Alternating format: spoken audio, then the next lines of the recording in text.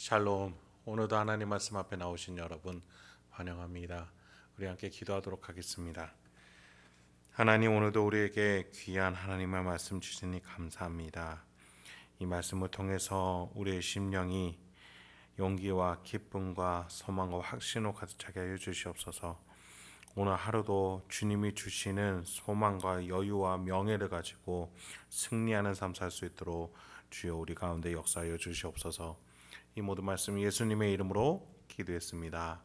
아멘.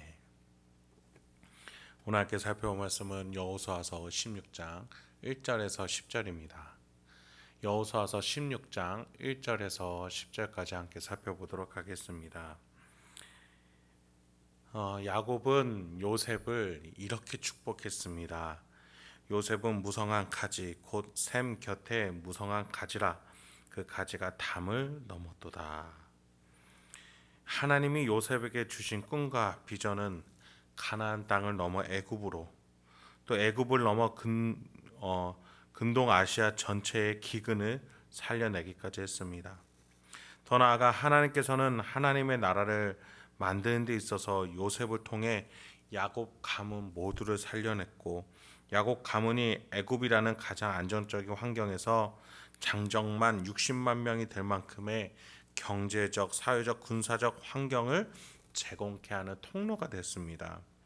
이렇게 요셉은 하나님의 축복의 샘 곁에서 열매를 무성하게 내는 가지였습니다.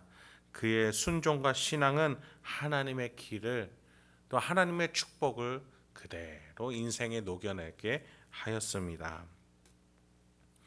이러한 축복은 다음 세대가 가나안 땅을 지파로 분배를 받을 때에도 그대로 이어집니다. 요단강 서편 땅을 분배하는 데 있어서 유다 지파가 어제와 같이 처음 받았고, 두 번째로 요셉 지파가 받게 됩니다. 지도자 자격으로서의 유다 지파가 제일 먼저 받았고, 장자 축복권을 받은 요셉이 그 다음으로 분배를 받는 것을 보게 됩니다. 요셉 지파는 두 번째로 제비뽑기를 통해서 땅을 분배받는데, 그 요셉 지파가 또 둘로 나눠져서 먼저 에브라임 지파가 가장 지정학적으로 중요한 장소를 분배를 받습니다. 그리고 나서 므낫세는 또 가장 넓은 장소를 분배받게 됩니다.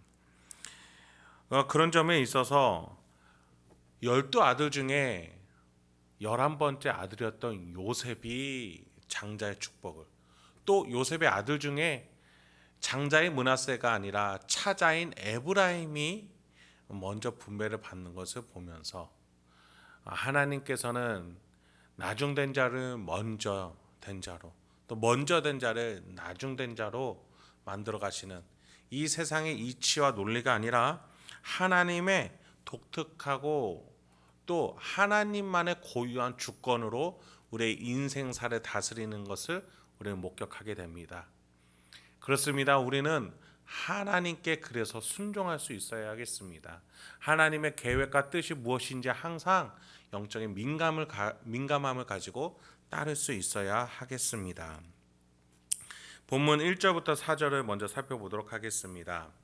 요셉 자손이 제비 뽑은 것은 여리고 샘 동쪽 곧 여리고 곁 요단으로부터 광야로 들어가 여리고에서부터 베델 산지로 올라가고, 베델에서부터 루스로 나아가 아렉 족속의 경계를 지나 아다롯에 이르고 서쪽으로 내려가서 아블렛의 족속의 경계와 아래 벳호론과 게세레까지 이르고 그 끝은 바다라. 요셉의 자손 므낫세와 에브라임이 그들의 기업을 받았더라. 이렇게 요셉 지파가 땅을 분배를 받고 에브라임이 그리고 그 다음에 므낫세가 함께 기업을 받게 되는 것을 보게 됩니다. 5절에 에브라임 자손이 먼저 분배를 받습니다. 에브라임 자손이 그들의 가족대로 받은 지역은 이러하니라. 그들의 기업의 경계는 동쪽으로 아다롯 아달에서 윗 벳호론에 이르고. 그런데 9절에서 이 에브라임의 땅에 대해서 말을 하는 데 있어서 이런 표현들이 등장합니다. 9절입니다. 그 외에 므낫세 자손의 기업 중에서 에브라임 자손을 위하여 구분한 모든 성읍과 그 마을도 있었더라. 므낫세 지파의 땅에 에브라임 자손을 위한 땅이 있다라고 말하는 거죠. 혈육적으로 보면 므낫세는 장자이니까 찾아 에브라임을 돌보았겠지만 하나님의 섭리 안에서 에브라임이 므낫세를 돌보는 참된 장자였던 겁니다. 요셉을 볼까요? 아버지와 어머니 10명의 형들이 있었음에도 불구하고 그 가문을 지키고 보호했던 그 참된 장자의 역할은 누가 했습니까? 바로 요셉이었던 것을 우리는 잘 알고 있습니다. 이렇게 하나님께서는 인간의 논리와 힘의 논리가 아니라 하나님의 전적인 주권으로 우리의 인생을 이끌어 가심을 기억해야겠습니다. 이렇게 에브라임과 므낫세라는 유업을 2배나 받는 요셉 지파였습니다. 그런데 오늘 본문에서도 유다 지파 때와 같이 마지막 구절 63절에서 말해준 것과 같이 오늘 본문 16장 10절에서도 아쉬운 대목이 등장하게 됩니다. 10절은 이렇게 말해주고 있습니다. 그들이 게셀에 거주하는 가나안 족속을 쫓아내지 아니하였으므로 가나안 족속이 오늘까지 에브라임 가운데에 거주하며 노역하는 종이 되니라. 여러분, 우리가 여호수아서를 계속 살펴보면서 출애굽 2세대들이 여호수아와 갈렙에게 배웠던 것은 무엇입니까? 끝까지 하나님의 뜻에 순종하고자 하는 신앙의 몸부림의 태도 아니겠습니까? 그런데 그것들을 지켜내지 못했던 출애굽 2세대들은 결국에는 그 남겨진 가나안 족속들로 말미암아서 계속해서 영적인 괴롭힘을 받게 되는 것이 여호수아서 다음 책 사사기에서 나타나게 됩니다. 그곳에서 우상 숭배가 여전히 남아져 있고 그래서 이스라엘의 영적 상태가 타락하는 것들을 사사기에서 우리는 확인할 수 있습니다. 하나님의 섭리는 요셉이 어렸을 때 흐르고 있었죠. 요셉이 커서 총리가 됐을 때도 흐르고 있었고 요셉이 죽고 출애굽 1세대가 홍해를 건널 때도 있었습니다. 그리고 출애굽 2세대가 가나안 땅에서 가장 넓은 땅을 분배받을 때에도 그대로 하나님의 섭리가 있었습니다.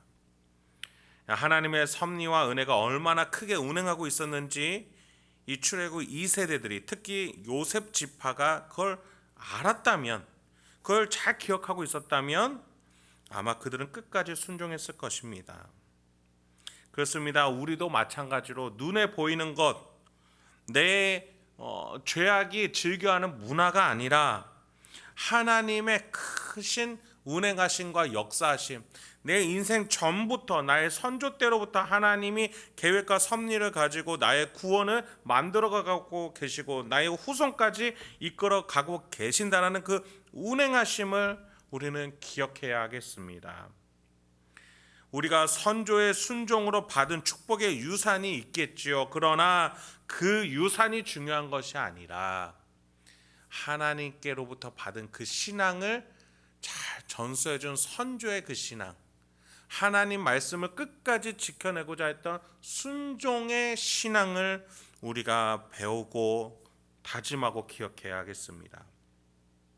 그 신앙을 이어가지 못한다면 그 화려한 유산이 무슨 소용이 있겠습니까? 이제 말씀을 마치겠습니다. 여호수아와 갈렙이 보여줬던 신앙의 자세, 끝까지 순종하는 자세였습니다. 모두가 아니라고 할 때에도 순종, 어려운 환경 속에서도 순종, 쉽게 넘어갈 수 있는 상황에서도 순종했습니다. 우리는 평안하고 화평할 때 순종하지 못하는 안일함이 나타납니다. 하나님께서 우리에게 주신 축복의 근원 되시는 그 예수 그리스도의 십자가를 우리가 힘들든지 어렵든지 평안하든지 화평하든지 항상 그 십자가 신앙에 또 그 십자가에서의 그 주님의 구속과 부활을 바라보면서 우리가 언제든지 그 주 예수 그리스도와 함께 순종하며 주 하나님 앞으로 나아갈 수 있는 우리 행복한 교회 성도님들과 제가 되게 주님의 이름으로 축원드립니다. 오늘 하루도 우리 주님께 순종하시면서 성령 하나님과 십자가로 살아갈 수 있는 저와 여러분에게 소망합니다. 함께 기도하도록 하겠습니다. 하나님, 오늘도 우리에게 귀한 하나님의 말씀 주시니 감사합니다. 오늘 하루의 삶 속에서 하나님의 섭리, 하나님의 은혜가 있도록 주여 인도하여 주시옵소서.